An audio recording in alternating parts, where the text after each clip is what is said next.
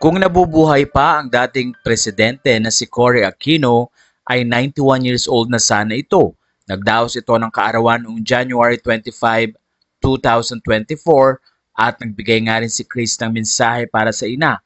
Ayon kay Chris, bilib siya sa katatagan ng kanyang ina dahil bago nga ito namatay ay nagkasakit ng colon cancer.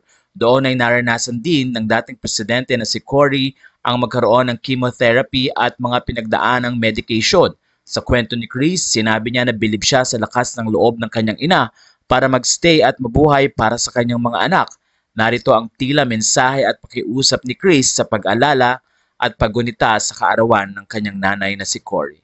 Unfortunately, I'm suffering from a bad flare and very clogged sinus passages.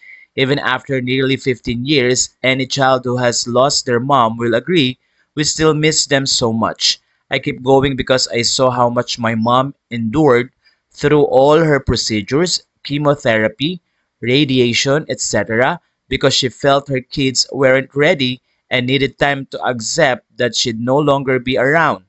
Mom, may I have even just 20% of your courage and ability to surrender to God's will. It's getting more difficult to stay strong.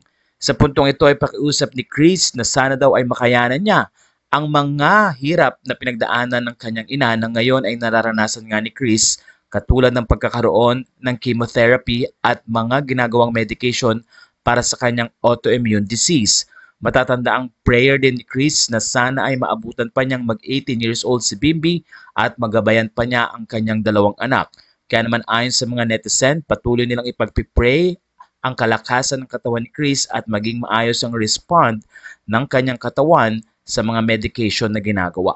Matatandang kamakailan ay sinabi ni Chris na meron na rin siyang lupus at patuloy nga ang medication sa kanyang sakit.